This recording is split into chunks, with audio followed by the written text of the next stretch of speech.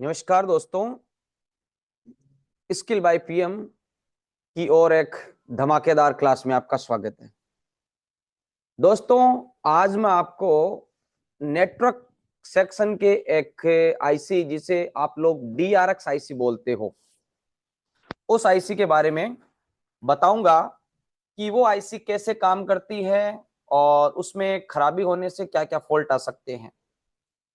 तो सबसे पहले मैं आपको बता दूं, हमारा स्कीमेटिक स्किल बाय पीएम 7 मार्च को लॉन्च होने जा रहा है। तो इसके अंदर आपको ऐसी ऐसी चीजें मिलने वाली हैं जिनका यूज करते हुए आप अपनी रिपेयरिंग को बहुत इजी कर पाओगे। और बाकी हम पूरा जो इसका सिस्टम है वो 7 मार्च को ही आपको बताएंगे। तो सबसे पहले मैं आपको डीआरएक्स आईसी डीआरएक्स आईसी के बारे में थोड़ा बता देता हूं, ठीक है। तो ये देखिए, स्किल बाय पीएम के अंदर ही आपको इस प्रकार से आईसी भी मिल जाएगी, ठीक है। तो डीआरएक्स आईसी दोस्तों, डीआरएक्स आईसी और आप जिसको बोलते हो 2G आईसी, ठीक है ना, इन दोनों के अंदर सबसे पहले हमारे जो फ्रीक्वेंसी होती है, जो टावर से फ्रीक्वेंसी आती है, वो डीआरएक्स आईसी के अंदर भी आती है और आपका 2G आईसी के अंदर भी आती है। तो डीआरएक्स आईसी डाइवर्सिटी आईसी, ध्यान से समझो, इस आईसी का काम केवल रिसीविंग है, ठीक है।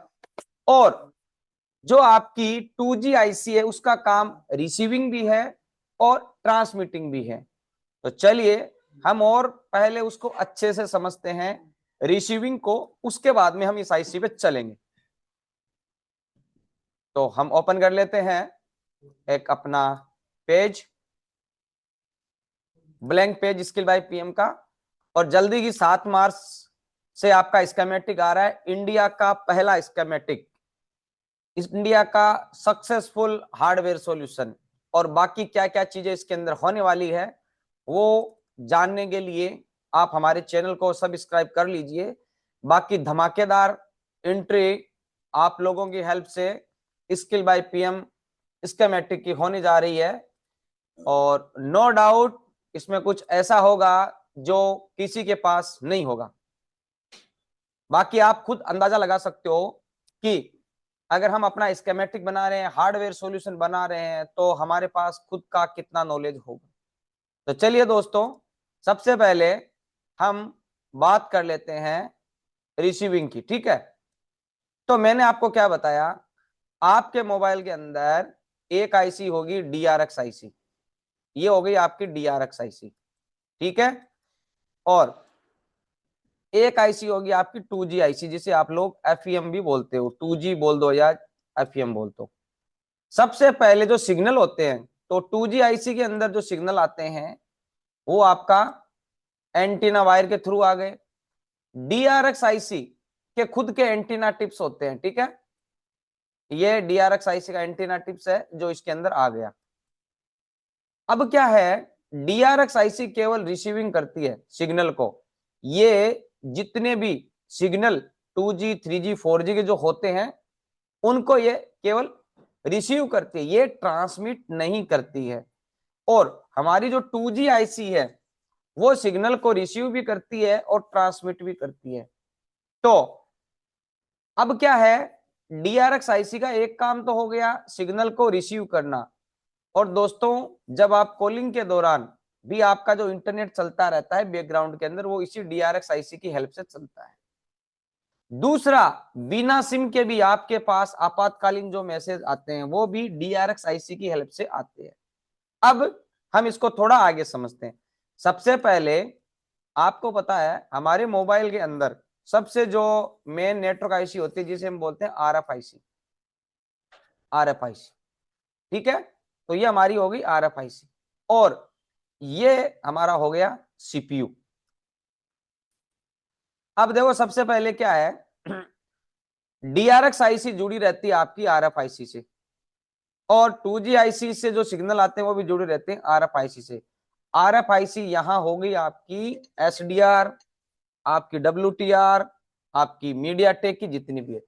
तो देखो सिग्नल इधर से भी आते हैं, सिग्नल इधर से भी आते हैं, लेकिन CPU जो होता है वो इस आईसी से भी जुड़ा रहता है, DRX से भी, और इससे भी जुड़ा रहता है। ठीक है, अब CPU क्या चेक करता है, CPU RFFE जो लाइन होती है, आप जानते हो अगर आपने कहीं से भी ट्रेनिंग ली है, RFFE प्रोटोकॉल होता है, ठीक है, जिसके अंदर 2 लाइन होती है।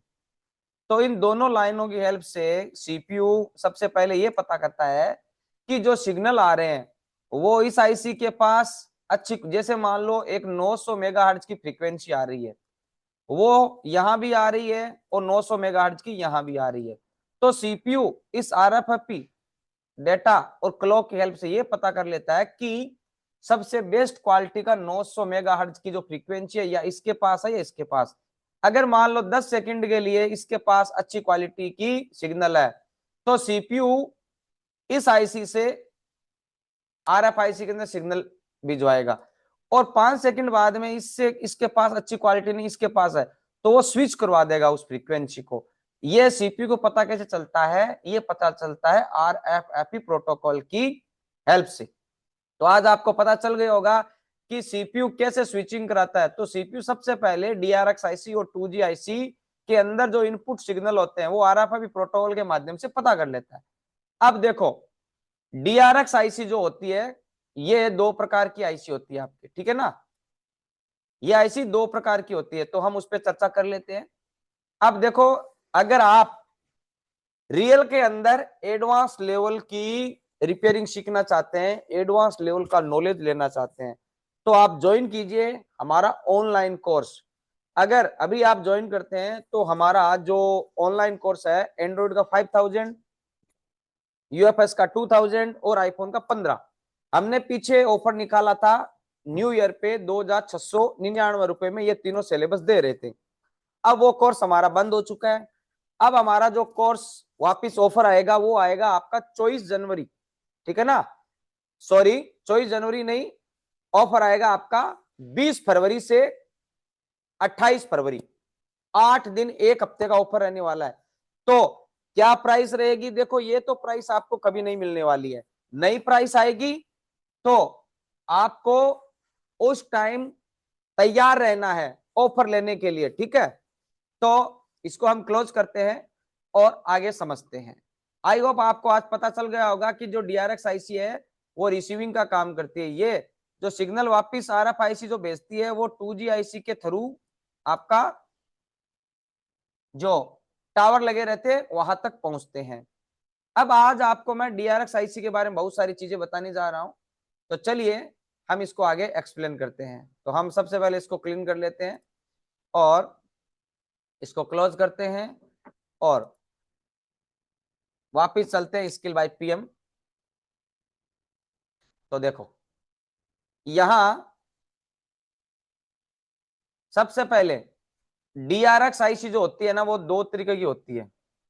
एक तो होती है I2C। I2C का मतलब हो गया इसमें डाटा और क्लॉक की लाइनें रहने वाली है, तो उसे हम बोलते हैं I2C। और एक होती है लॉजिक। लॉजिक का मतलब होता है वोल्टेज के हिसाब से वो चलती है। पहली बात, हमारे मोबाइल के अंदर जो DRX आईसी ऑलमोस्ट लगी रहती है वो 1 गीगा से 3 गीगा हर्ट्ज तक सपोर्ट करती है, ठीक है। अब क्या है देखो, आप समझो, ये आपका आईसी है, इसके अंदर हमने एक्स्ट्रा बना दिया है एक बॉल को, कोई दिक्कत नहीं है, आपको मैं समझाने के पर्पज से बता देता हूं। तो देखो यहां पे सबसे पहले एंटीना, ये देखो एंटीना की लाइन है, ठीक है, और ये सिग्नल को कैच करता है, सिग्नल को कैच किया इसने, इसमें दे दिया। अब आप इसको समझ लो ये एंटीना है, ठीक है। और अलग अलग बैंड, जैसे ये 1 नंबर बैंड, 2, 3, मैंने अलग अलग बैंड का नाम दिया, जिसमें band 3, band 5, band 8, band 40, band 41, N78, 2G, 3G, 4G जो भी बैंड है। तो अब बात यह है कि सबसे पहले आपके जितने भी सिग्नल है वो इस एंटीना से आए। अब यहां पे इस आईसी के अंदर बने रहते हैं एलसी सर्किट, आरसी सर्किट, और इसको कंट्रोल किया जाता है सीपीयू से। मतलब जो अच्छी प्रकार की फ्रीक्वेंसी होगी उसको सीपीयू सिम के हिसाब से भेजेगा। तो देखो, सीपीयू चेक कर लेगा, और अगर इसको लगता है कि इसके हिसाब से फ्रीक्वेंसी अच्छी है तो ये इससे कनेक्शन कर देगा। अगर इसको लगेगा कि ये वाली है तो इसको हटाएगा, इससे कर देगा। अगर इसको लगेगा कि यहां से तो इसको जोड़ देगा। कहने का मतलब ये है कि इन अलग अलग बैंडों के अंदर ये इस प्रकार से कनेक्ट हो जाएगा। तो यहाँ जो एंटीना है, मान लो ये मेन एंटीना है, जो सिग्नल आ रहे हैं, अगर इस बैंड का होगा तो यहाँ कनेक्ट होगा, इसका होगा तो यहाँ कनेक्ट होगा, इसका होगा तो यहाँ कनेक्ट होगा, ऐसे। अब ये जो डीआरएक्स आईसी, यहाँ पे देखो I2C है, SCL और SD है, तो ये RFID प्रोटोकॉल से चलती है। तो रूल ये है आपका यहाँ पे, अगर कोई भी मॉडल में डीआरएक्स आईसी, कौन सी डीआरएक्स आईसी, RFID प्रोटोकॉल वाली है, अगर ये आईसी को 1.8 वोल्टेज नहीं मिलता, यानी VIO का मतलब होता है 1.8 वाली लाइन, इसको वोल्टेज चाहिए 1.8 का, अगर ये इसको नहीं मिलेगा, या डाटा क्लॉक की लाइन में आपकी कनेक्टिविटी हट जाएगी, तो रेडियो ऑफ हो जाएगा आपके मोबाइल में। तो जरूरी नहीं है कि हर डीआरएक्स आईसी में रेडियो ऑफ हो। रेडियो ऑफ किस आईसी में होगा? जिस डीआरएक्स आईसी के अंदर आपका आरएफआईडी प्रोटोकॉल होगा उसी में रेडियो ऑफ होगा। अगर आरएफआईडी प्रोटोकॉल नहीं होगा तो ये आईसी खराब हो जाएगी, तो रेडियो ऑफ आपका नहीं होने वाला है। तो एक बार फिर से बता दूं, 7 मार्च को skill by PM hardware and schematic tool launch होगा। आप तैयार रहिए उसके लिए, ठीक है। अब देखो, आगे चलते हैं। अब हम लॉजिक वाली, ठीक है ना। यहां देखो, लॉजिक का मतलब हो गया ये सीपीयू से कंट्रोल होगा, और आरएफआईडी प्रोटोकॉल इसमें देखो एससीएल एसटी है ना, इसमें नहीं होगा। तो इसमें कैसे होगा उसको देख लेते हैं। इसमें देखो एंटीना, तो इसमें भी ऐसे मान लो ये एंटीना वाली, ये एंटीना, ठीक है। अब क्या है इसके अंदर देखो, ये मान लो बैंड 3, ये बैंड 5, ये बैंड 41, ये बैंड आपका 40। अब इसके अंदर कितना है देखो, RF 1 3 5 6 8, ये है आपकी 8, इसके अंदर RF है, सॉरी ये RF है, RF की 8 लाइन है, तो इसके हम SP8T भी बोल सकते हैं, सिंगल पोल 8 थ्रो, ठीक है। अब इसमें इसके कंट्रोल कैसे देखो, इसका कंट्रोलिंग होता है इसमें से, ये ना V3 V2 V1, ये सीपीयू से जुड़ा रहता है। क्या जुड़ा रहता है? सीपीयू से। देखो ये आपका सीपीयू, इसमें ये तीनों जुड़ी रहेंगी, सीपीयू से कंट्रोल होगा। ये देखो, अब आप कहोगे कि ये तीनों 3 प्रकार के वोल्टेज, देखो ये आईसी में अगर ऐसा हो, इसमें 0 वोल्ट, इसमें 0 वोल्ट, इसमें 1.8 वोल्ट, तो अगर ऐसी कंडीशन भी बन सकती है। दूसरा इसमें हो सकता है कि इसमें 1.8 वोल्ट हो, इसमें 0 हो, इसमें 0, अलग हो गया ना। तो ये जो वोल्टेज के हिसाब से ये जो एंटीना की लाइन है, ठीक है ना, ऐसे अलग अलग लाइनों से कनेक्ट हो जाती है। तो सीपीयू क्या करता है, 0 और आपका 1.8 वोल्टेज के हिसाब से इस पूरी चीज को कंट्रोलिंग करता है। अब जिस मॉडल के अंदर ये आईसी लगा रहेगा, कौन सा? डीआरएक्स आईसी, लेकिन सीपीयू वोल्टेज के हिसाब से कंट्रोल कर रहा है ना, वो आईसी खराब हो जाती है या आप उसको निकाल भी लेते हो तो रेडियो ऑफ नहीं होगा भाई। क्या नहीं होगा? रेडियो ऑफ नहीं होगा। उसमें आपका वीक सिग्नल हो सकता है या कुछ भी हो सकता है, लेकिन ये वाली दिक्कत आपको नहीं मिलने वाली। तो ये हो गया आपका डीआरएक्स आईसी। अब एक हम इसको थोड़ा सा डीआरएक्स आईसी को देख लेते हैं स्कीमेटिक में। तो Xiaomi पे चलते हैं हम,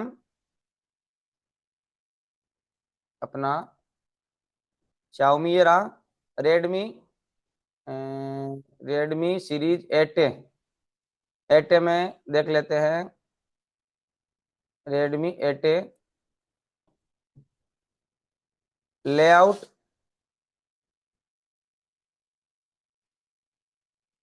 एंड स्कीमेटिक दोनों ओपन करना पड़ेगा। तो ये आपका लेआउट, ठीक है, और ये इसका स्कीमेटिक। तो सबसे पहले हम लेआउट, यहाँ पे ये जो आपका आईसी है ना U2801, ये आपका क्या है, DRX। इसको कॉपी किया, स्कीमेटिक में गए और यहाँ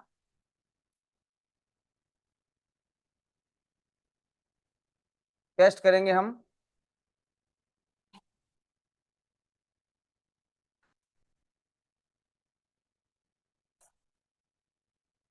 ये देखो आईसी आ गई, ठीक है ना। इस आईसी को समझते हैं। देखो सबसे पहले आप यहां देखो, ये डाइवर्सिटी का एंटीना है, अंदर आया और आने के बाद में यहां पे, ठीक है, कनेक्ट हो गया।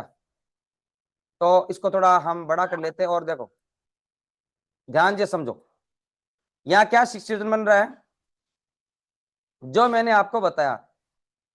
सबसे पहले यहाँ पे एंटीना पे इन हुआ और ये अलग अलग बैंड देखो, RF6 से जुड़ा हुआ बैंड 40, RF7 से बैंड 38 और 41, बैंड 7, बैंड 1। अभी आपको पता है कि बैंड 4 इंडिया में होता नहीं है कोई ये आपका अलग अलग कंट्री में जो बैंड होगा उसके हिसाब से।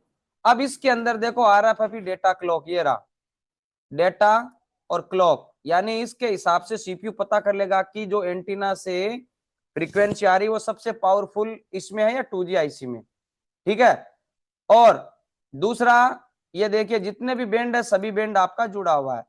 अब ये क्या करेगा, जो सबसे पावरफुल होगा इसको एंटीना, अगर ये पावरफुल है तो इसमें कनेक्ट हो जाएगा, ये तो इसमें हो जाएगा। और यहाँ पे फिल्टर लगे रहते हैं भाई, यानी इस लाइन के अंदर बैंड 7 की फिक्स फ्रीक्वेंसी ही जा सकती है आपकी। और इसको चलने के लिए क्या चाहिए, RFID क्लॉक, RFID डेटा और 1.8 का वोल्टेज और 2.7 का।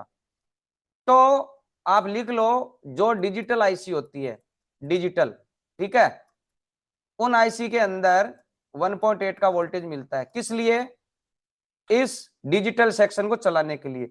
और जिनमें वोल्टेज होंगे उसमें 1.8 वाला आपका VIO वोल्टेज नहीं होगा। तो आपका कोई सा भी डिजिटल आईसी उसमें ये वोल्टेज मिलता है। तो दोस्तों आपको पता चल गया आज की जो DRX आईसी होती है वो कितना इंपॉर्टेंट है, और इस आईसी के नहीं होने से, खराब होने से किस में क्या दिक्कत आई। तो सीधा सीधा यही है, एक तो ये सिग्नल को रिसीव करता है, अगर ये डिजिटल आईसी है तो रेडियो ऑफ भी होगा। और अगर ये आपका डिजिटल नहीं है, सीपीयू से कंट्रोलिंग किया जा रहा है, तो आपका रेडियो ऑफ नहीं होता, केवल सिग्नल को इफेक्ट करेगा। तो आई होप आपको क्लास अच्छा लगा होगा और आगे बहुत अच्छे लेवल पे हम रिपेयरिंग को इजी बनाने के लिए तत्पर हैं। आपको किसी प्रकार की जानकारी चाहिए, जो हमारा आगामी 20 फरवरी से कोर्स जो वापिस से आपको गिफ्ट मिलने वाला है, तो आप मुझे व्हाट्सएप पे मैसेज कीजिए, सिलेबस सेंड कर देता हूं आपको मैं। लेकिन ऑफर वाला अब खत्म हो चुका है, अभी आप परचेज करते हैं तो 22,000 रुपये आपका लगने वाला है। तो बाकी जो नेटवर्क की क्लासें हैं वो स्टेप बाय स्टेप आपको मिल रही है, आप उन क्लासों को देखिए ताकि आपको और डिटेल से नॉलेज हो सके। तो आज की क्लास में इतना ही। आई होप आज की क्लास में काफी कुछ आपको सीखने को मिला होगा।